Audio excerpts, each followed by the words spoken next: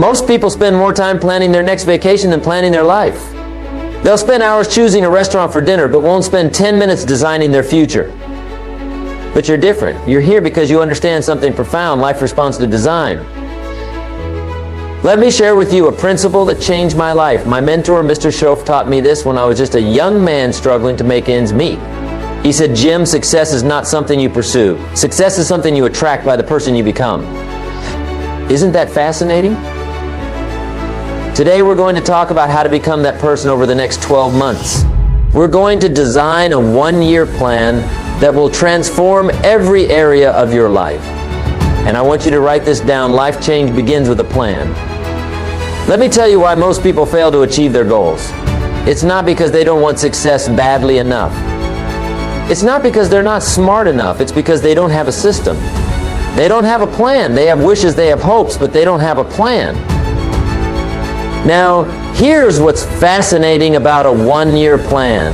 It's long enough to achieve something significant, but short enough to maintain your enthusiasm. 12 months, 52 weeks, 365 days. That's your canvas. That's your opportunity. That's your chance to design something extraordinary. Let me share with you the 7 key areas your one-year plan must address. Write these down. Number 1, personal development. You see, here's what's interesting about personal development. Everything changes when you change. Nothing changes if you don't. Your income, your relationships, your health, they all respond to your level of personal development. I remember when I first started my journey of personal development. I was making $57 a week, struggling to make ends meet. But then I started investing in myself. I started reading books, attending seminars, learning from successful people. And you know what happened? Everything changed. Here's what you need to do in your one-year plan for personal development. First, commit to reading at least 1 book per month. That's 12 books in a year. Isn't that fascinating? The average American reads less than 1 book per year, and they wonder why they're not getting ahead. Second, invest in seminars and courses. I know some of you are thinking, but Jim, that's expensive. And you're right. But here's what's more expensive, ignorance. Staying the same. Not growing. That's the real cost. Third, find mentors. You need to learn from people who are where you want to be. Success leaves clues, and mentors can help you find those clues faster than you could on your own. Number 2, financial growth. Now this is crucial. Your one-year plan must include specific financial targets. But here's what's interesting about financial goals. They're not just about the money. They're about who you become in the process of achieving them. Let me share with you 3 components of financial planning that most people miss. First, you need multiple streams of income. Don't depend on just one source. That's too risky. In your one-year plan, identify at least 2 new potential income streams you can develop. Second, you need a saving strategy. Here's what Mr. Schoaf taught me. If you don't have a surplus, you don't have a future. Write that down. Your one-year plan must include specific savings targets. Start with 10% of your income, then increase it quarter by quarter.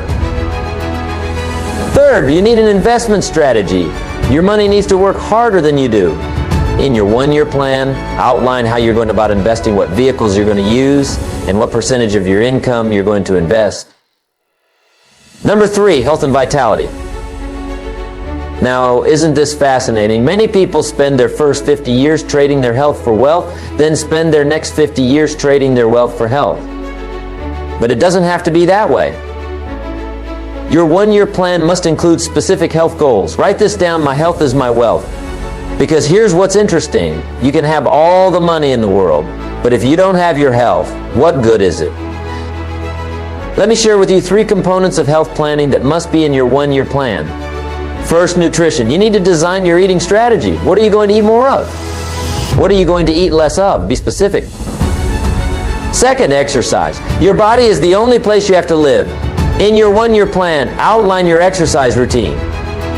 When will you exercise? What type of exercise will you do? How will you track your progress? Third, rest and recovery. This is the one most people miss. Your body needs time to recover, to rejuvenate. Plan your sleep schedule, plan your vacation time, plan your downtime. Number 4, relationships. Here's what's fascinating about relationships. They either contribute to your growth or contaminate your growth. There is no neutral ground. Your one-year plan must address both personal and professional relationships. Let me share with you something profound about relationships.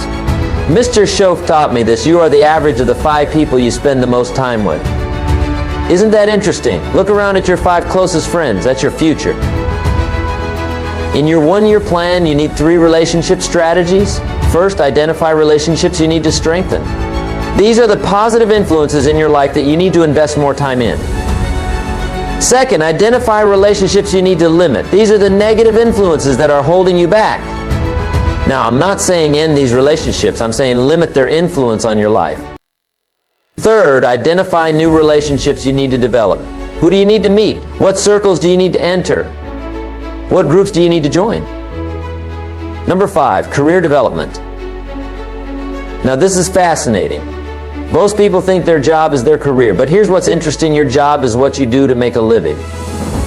Your career is what you do to make a life. Your one-year plan needs to address both. Let me share with you 3 components of career planning that must be in your one-year 1C system. First, skills development. What new skills do you need to learn? What existing skills do you need to improve? Be specific.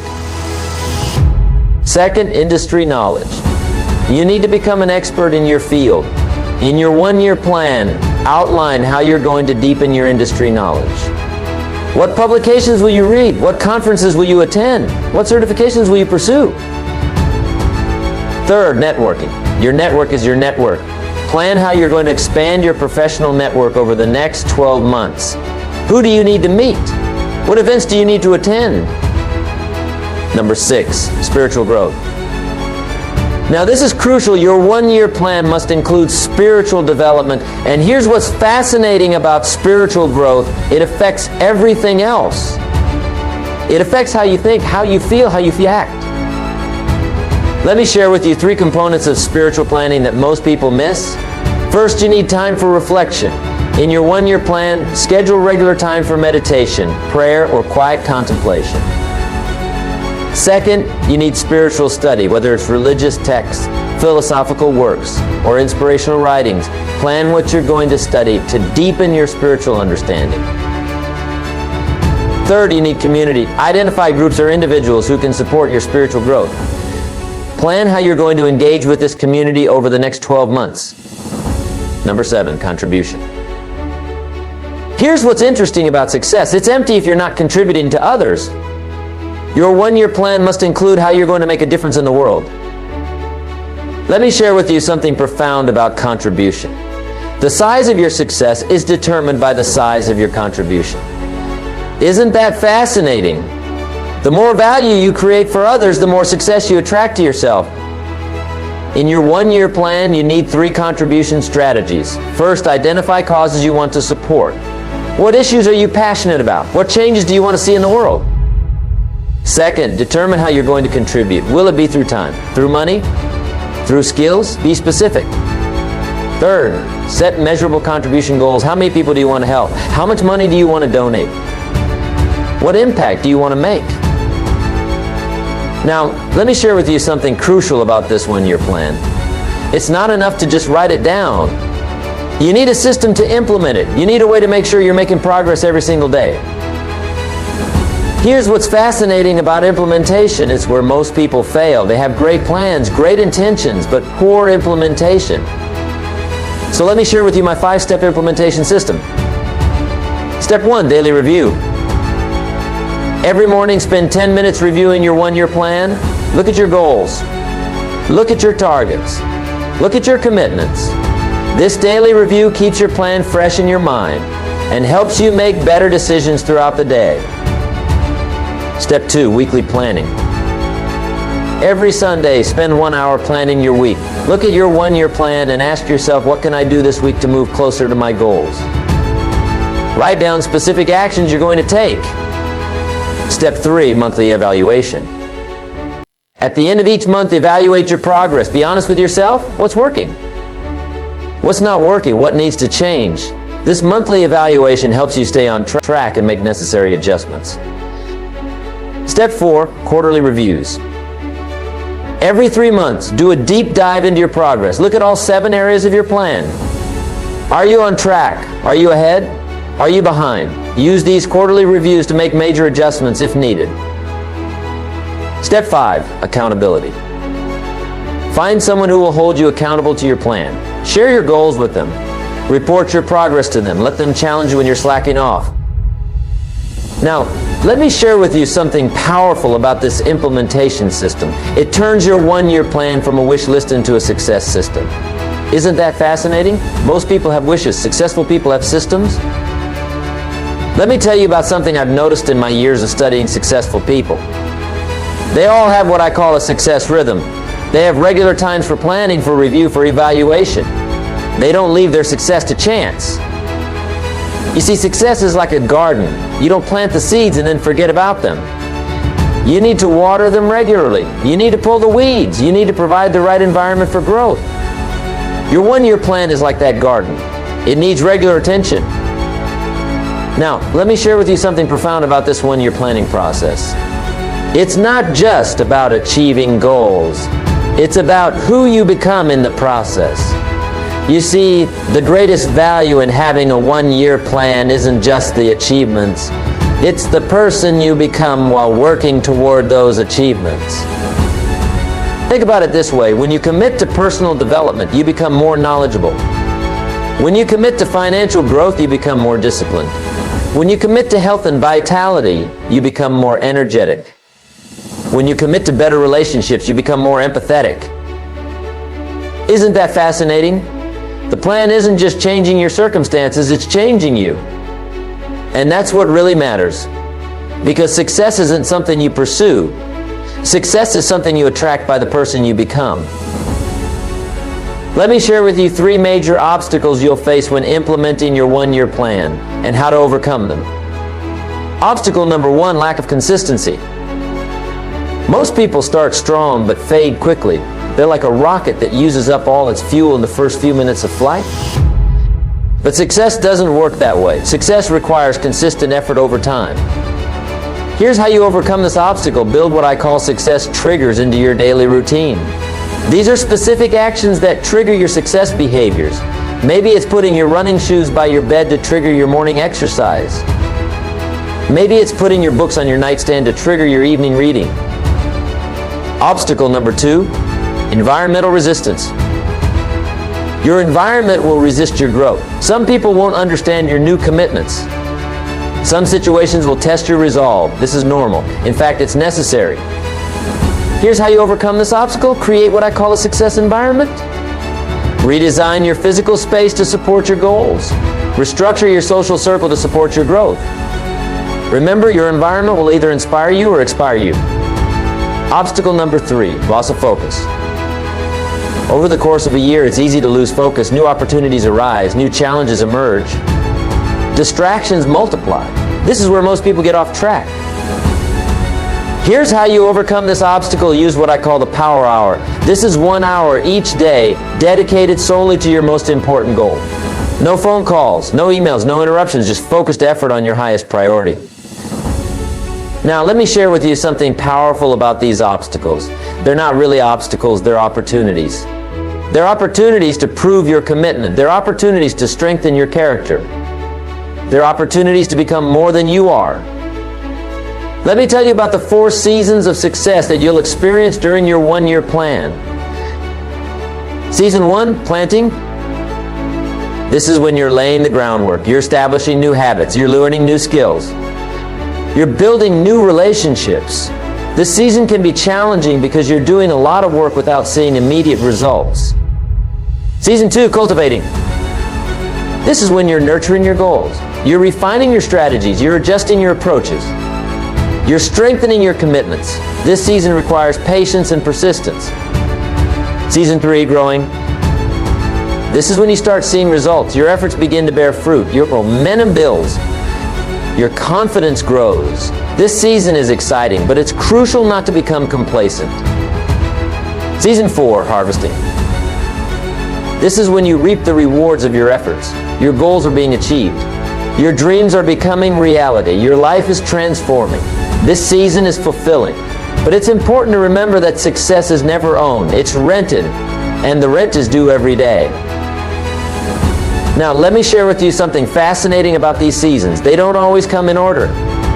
Sometimes you might be in the planting season in your career while you're in the harvesting season in your health. Sometimes you might be in the growing season in your relationships while you're in the cultivating season in your finances. The key is to recognize which season you're in and respond appropriately.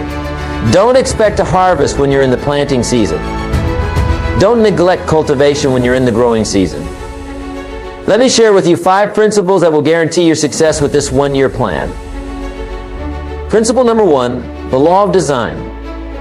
Success is not an accident. It's carefully designed. Your one-year plan is your design for success.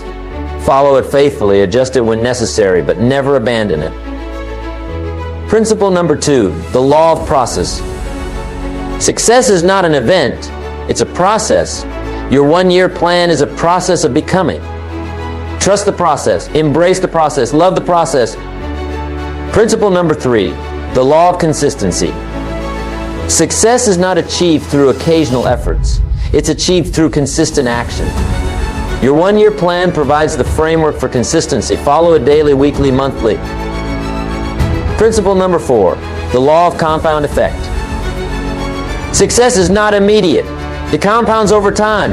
Your one-year plan allows the compound effect to work in your favor. Small actions consistently taken lead to massive results. Principle number 5, the law of legacy. Success is not just about you, it's about the legacy you leave. Your one-year plan is creating a legacy of growth, achievement, and contribution. Now, let me share with you something profound about these principles. They're not just ideas, they're laws. They work whether you believe in them or not. They work whether you understand them or not. They work whether you like them or not. As we come to the close of our time together, let me leave you with this final thought. Your next 12 months will pass whether you have a plan or not. Time is going to flow. Days will turn into weeks. Weeks will turn into months. Months will turn into a year. The question is not whether time will pass. The question is, what will you do with that time? Will you let it slip away, or will you invest it in your growth? Will you drift through it, or will you direct it? Will you spend it, or will you invest it? Remember this, life responds to deserve, not to need. You don't get what you need. You don't get what you want. You get what you deserve, and you deserve what you design. Your one-year plan is your design for success. It's your blueprint for transformation. It's your roadmap to becoming more than you are today. Take this plan seriously. Implement it faithfully. Review it regularly. Adjust it when necessary. But most importantly, trust it. Trust that if you follow this plan, if you apply these principles, if you maintain consistency, you will transform your life.